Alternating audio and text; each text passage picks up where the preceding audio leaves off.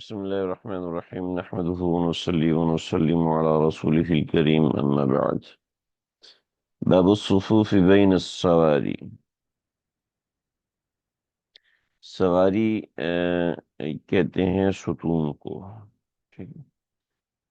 تو بین السواری یہ چونکہ الف لام آ گیا تو اس وجہ سے بین السواری ہے، ورنہ اصل لفظ ہے بین السواریتین.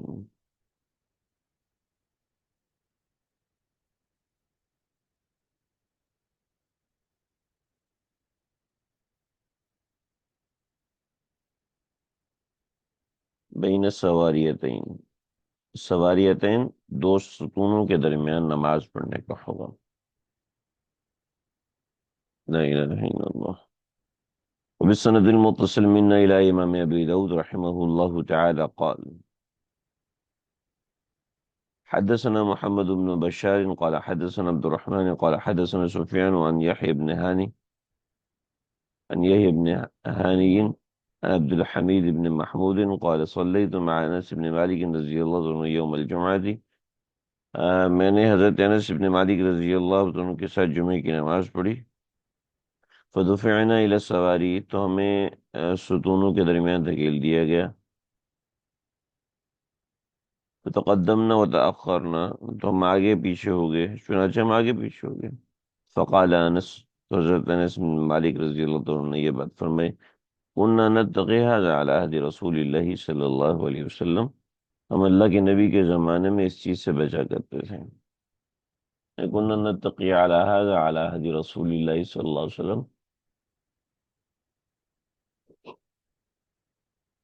عہد رسالت میں ہم لوگ اس چیز سے بچا کرتے تھے.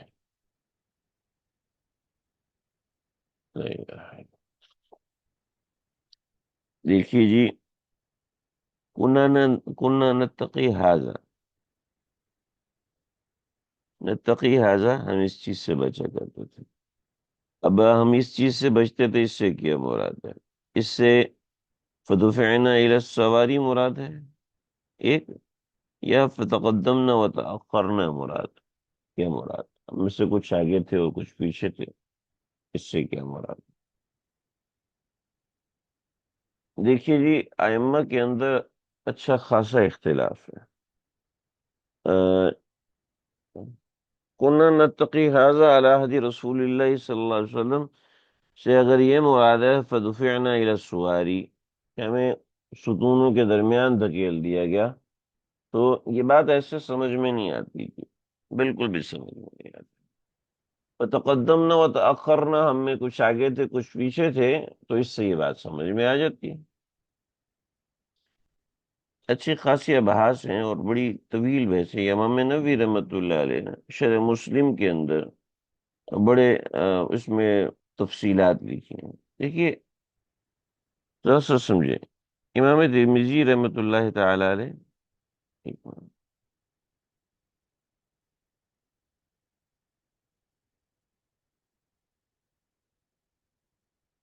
ساری بات میں دیکھتا ہوں تاکہ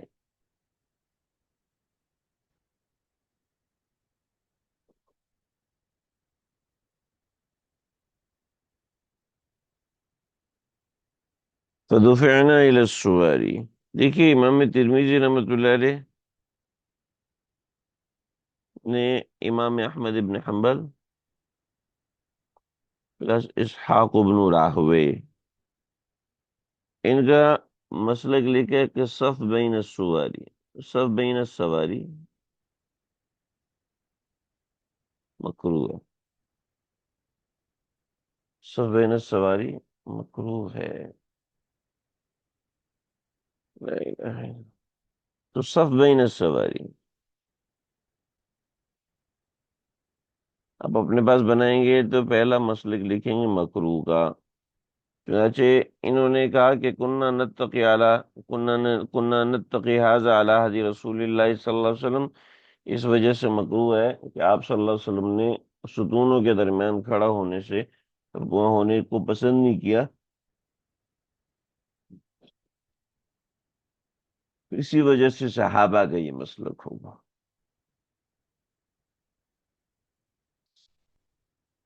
ائمہ ثلاثہ کہتے ہیں امام احمد کے علاوہ ائمہ ثلاثہ، یعنی امام ابو حنیفہ، امام مالک اور امام شافعی۔ ابو حنیفہ وہ کہتے ہیں مقتدی کے حق میں جائز ہے، امام کے حق میں جائز نہیں۔ ٹھیک ہے، مقتدی کے حق میں جائز ہے اور امام کے حق میں جائز نہیں۔ ابن العربی رحمۃ اللہ علیہ، امام احمد، اسحاق ابن راہوے۔ اب ابن العربی رحمۃ اللہ تعالی علیہ یہ شافعی المسلک ہیں، انہوں نے جو امام شافعی کا قول نقل کیا ہے، تو انہوں نے مقتدی کے حق میں کراہت لکھی ہے، امام کے حق میں جواز لکھا ہے۔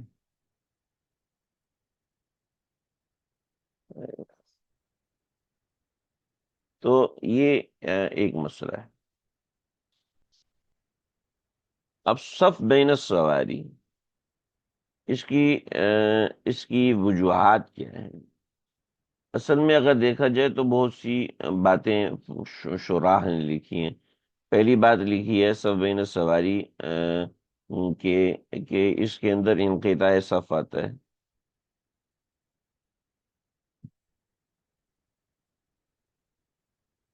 کہ صف منقطع ہوتی ہے سواری کی وجہ سے، ایک بات۔ دوسرا بعض حضرات نے لکھا ہے کہ مسلی الجن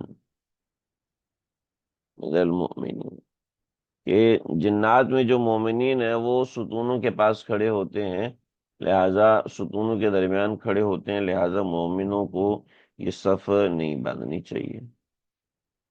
ٹھیک ہے، انا للہ و انا الیہ راجعون۔ اہم چیز سمجھانی ہے، میں اس لیے اس کو بنا رہا ہوں۔ اور تیسری بات یہ ہے کہ یہاں پر چپل رکھنے کا رواج تھا، تو چپلوں کے قریب دائیں بائیں آپ نماز کھڑے ہونے کو منع فرماتے تھے۔ پہلی بات زیادہ صحیح ہے ان کی صف، لیکن ذرا سمجھ لیجیے،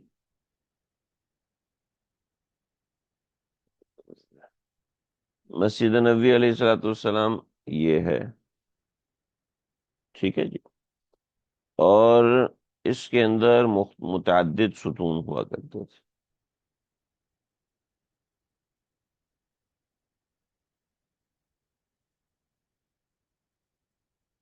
متعدد ستون تھے، اور وہ جیسے آج ستون ہے اس طرح۔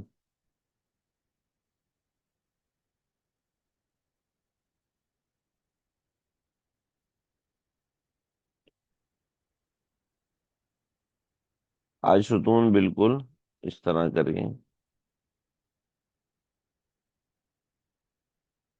ٹھیک ہے جی، آج ستون اس طرح، اور جب ستون اس طرح ہیں تو ظاہری بات ہے ان ستونوں کے درمیان انقطاع صفوف نہیں ہو سکتا، سب بالکل سیدھی بنے گی، سب بالکل سیدھی بنے گی۔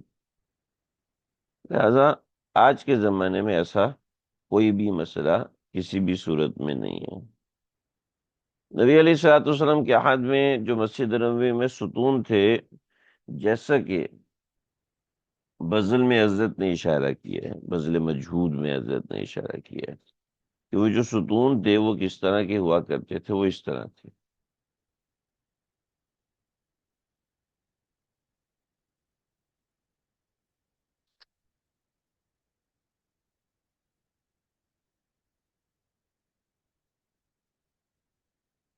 جہاں کہیں کمزوری نظر آئی وہاں ستون کھڑا کر دیا۔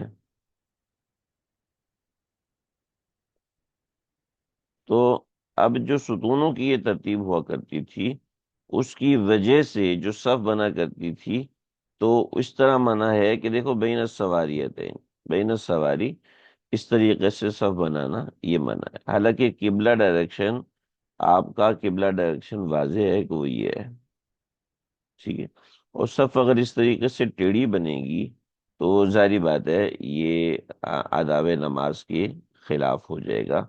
اور یہ دیکھیے پہلی صف بنی مگر وہ بھی ٹیڑھی بنی، چنانچہ بین ساریتین، یعنی ساریتین کا لحاظ رکھتے ہوئے صف نہیں بنانی، خلاصہ اس بات کا یہ کہانی میں نے ساری اس لیے آپ کے سامنے بنائی تاکہ آپ کو حدیث سمجھ میں آئے، اس لیے کہ اگر آپ حدیث کو اگر اس کہانی کے بغیر سمجھیں گے، اس ترتیب کے بغیر سمجھیں گے، تو نہ مذاہب ائمہ آپ سمجھ سکیں گے نہ کچھ اور سمجھ سکیں گے۔ آپ کہیں گے یہ اتنی سی بات ہے، موٹی سی بات ہے، کسی اور کو سمجھ میں کیوں نہیں آئی؟ تو یقیناً کوئی گڑبڑ ہے، ایسی کوئی گڑبڑ نہیں ہے۔ اصل میں بعض روایات محدثین روایت کو لیتے ہیں بالکل سیدھا، ان روایات کو بعض مرتبہ جغرافیائی انداز میں لیتے ہیں۔ چنانچہ چنانچہ پسندیدہ یہ رکھا گیا ہے کہ نماز ایسی جگہ پڑھی جائے جہاں کوئی ستون نہ ہو، اور ایسے ہی نماز کو کھڑا کیا جائے۔ لیکن ظاہری بات ہے مسجدیں وسیع ہوتی گئیں اور پھر وسعتیں کم ہوتی گئیں، تو چھت بڑے کیے، جب چھت بڑے کیے تو اس میں ستون بھی ہونا ضروری ہے۔ تو بین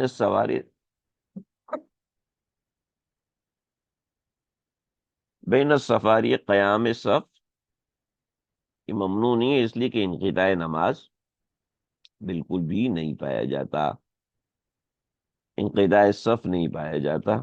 انقطاع صف یعنی مقتدی ایک نمازی یہاں پر ہے تو یہ صف یہاں مکمل ہوگی، یہاں سے جو تھوڑا سا انقطاع پایا جا رہا ہے وہ انقطاع کے حکم میں نہیں ہے یہ، اور اس صف کے درمیان، اس ستون کے درمیان جو انقطاع ہے وہ انقطاع بظاہر نہیں ہے۔ چنانچہ یہاں پہ جو ممانعت ہے روایت کے اندر، وہ دراصل بین سواری ہی کھڑے ہونے کی ممانعت ہے، لیکن چونکہ سواری سیدھے نہیں ہوتے تھے تو اب سواری کا لحاظ رکھ کے کھڑا کرنے کو منع کیا، بلکہ سواری اگر ایسے بھی ہے تو اس طریقے سے صف بنائے، اس طریقے سے صف بنائے، اس طریقے سے صف نہ بنائے۔ یہ ہمیں مشاہدہ اس وقت ہوتا ہے جب ہم کسی میدان میں نماز جنازہ پڑھتے ہیں۔ آپ کو شاید اس کا اندازہ میں نہ دلا سکوں، لیکن میں آپ کو حیرت کی بات بتاتا ہوں۔ جب بھی نماز جنازہ ہم نے میدان میں ادا کی ہے، اور نماز جنازہ عام طور پہ میدان میں ہی ادا کرتے ہیں، تو عجیب سی سٹوری ہوتی ہے، ایک عجیب سی کہانی ہوتی ہے، اور وہ کہانی یہ ہوتی ہے کہ یہ آپ کے سامنے جنازہ رکھا ہوا ہے، ٹھیک ہے، یہ جنازہ رکھا ہوا ہے، اور لازمی یہ ہوتا ہے کہ صف جو ہے وہ کسی طریقے سے ٹیڑھی بنتی ہے، یہاں کے لوگ آگے ہوتے ہیں، یہاں کے لوگ آگے ہوتے ہیں، یہاں کے لوگ پیچھے ہوتے ہیں۔ صف کا سیدھا بننا میں نے آج تک بہت کم دیکھا ہے، سوائے اس کے کہ جو صفیں مسجد میں بنی۔ کیا وجہ ہے؟ دیکھیں یہ حدیث کی تشریح جو مجھے سمجھ میں آئی ہے، یہ تجربے سے آئی ہے، یہ میں نے جو اس کتاب میں دیکھا ہے اس سے مجھے ایک چیز سمجھ میں آئی، وہ میں عرض کر رہا ہوں کہ مسجد نبوی کے اندر صفیں لگی ہوئی نہیں تھی، ٹھیک ہے، مسجد نبی علیہ الصلوۃ والسلام کے اندر صفیں لگی، صفوں پہ کوئی نشان وشان کوئی نہیں لگا ہوا تھا کہ بھئی صف ایسے بناؤ، بس کھڑے ہو جاتے تھے اور صف کھڑی کر دیتے تھے، جس سے کہ آج کل ہم جنازے میں صف کھڑی کر دیتے تو کثرت سے مشاہدے میں آئے کہ صف ایسے بن رہی ہوتی ہے، صف اس طریقے سے صف قائم ہو رہی ہوتی ہے، یعنی کچھ لوگ آگے نکلے ہوئے ہوتے ہیں۔ تو ظاہری بات ہے وہ مسجد نبوی تھی، مسجد نبوی میں صفوں کی کوئی لکیریں نہیں لگی ہوئی تھی، اور نہ کوئی ایسی صفیں بچھی ہوئی تھی، اگر صفیں بچھی ہوئی تھی تو اس طریقے سے، یعنی اس طرح بچھی ہوئی تھی، یعنی اس کے اوپر بھی یعنی 4 5 صفیں بن جاتی، اس کے اوپر بھی اگر آپ حضرات مسجد نبوی میں حاضر ہوئے ہیں تو آپ کو اس کا اندازہ ہوگا کہ مسجد نبوی میں جیسے ہمارے ہاں مسجدوں میں صفیں ہوتی ہیں، عام مسجدوں کے اندر ویسی صفیں مسجد نبوی میں آج بھی نہیں ہوتی ہیں، بلکہ آج بھی وہاں بڑے بڑے کارپیٹ ہوتے ہیں اور لوگ اس کے اوپر اپنے حساب سے صف بناتے ہیں، مسجد نبوی میں یہ اصول تھا، اور وہ کارپیٹ بچھانے سے ایک لائننگ بالکل واضح طور پہ سمجھ میں آ جاتی ہے، جبکہ جنازوں کے اندر وہ ایسی کوئی لائننگ بالکل بھی واضح سمجھ میں نہیں آتی، تو اس وجہ سے یہ اف،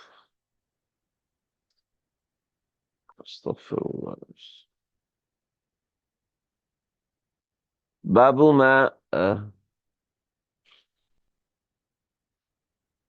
باب من يستحب ان يلي الامام في الصف وكراهية التأخر، امام کے قریب کھڑا ہونا کس کے لیے مستحب ہے اور پیچھے رہنے کی کراہت ہے؟ بس ابھی کوئی سوال کرنا ہو کر لیجیے، آج کا سبق میں یہیں تک رکھوں گا، آگے مجھے ہمت نہیں ہو رہی، آپ بہت دیر سے جی ترمذی صلینا خلف امیر امیر من عمرائی فاسترنا الناس فصلینا بین الساریتین، جی جی ترمذی، اصل میں ترمذی نے اس روایت کو بڑی ڈیٹیل میں لیا ہے، اور جتنے حضرات نے بھی اس روایت میں کلام کیا ہے وہ ترمذی کے حوالے سے کیا ہے۔ چنانچہ یہ جو ہم اس روایت سے لے رہے فتقدمنا وتأخرنا كنا نتقی ھذا علی عہدی، تو اس وجہ سے ہم یہ نہیں لے رہے، ھذا کا مرجع تقدمنا وتأخرنا نہیں ہے۔ بہت اچھا کیا آپ نے روایت لکھ دی، اگر آپ لوگ کامنٹ دیکھ سکتے ہیں تو آپ لوگ کامنٹ دیکھیے، اور کامنٹ کے اندر یہ جو انہوں نے روایت نقل کی ہے یہ بالکل بہت اچھا کر دیا ہے، روایت نقل کر دی کہ صلینا خلف امیر من العمراء فاسترنا الناس، اور لوگوں میں استرار ہوا، فصلینا بین الساریتین، اور ہم نے ساریتین کے درمیان نماز پڑھی۔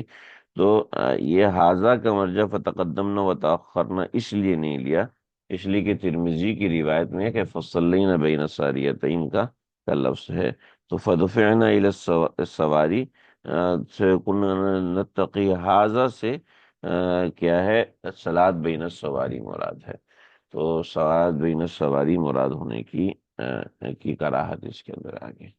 سبق میں تھوڑی دیر سے بھیجوں گا آج انشاءاللہ، بس سبق یہیں تک ہے، کوئی سوال کرنا ہو تو آپ لوگ کر سکتے ہیں، گروپ میں سوال بھیج دیجیے گا جیسے بھی۔ السلام علیکم ورحمۃ اللہ وبرکاتہ۔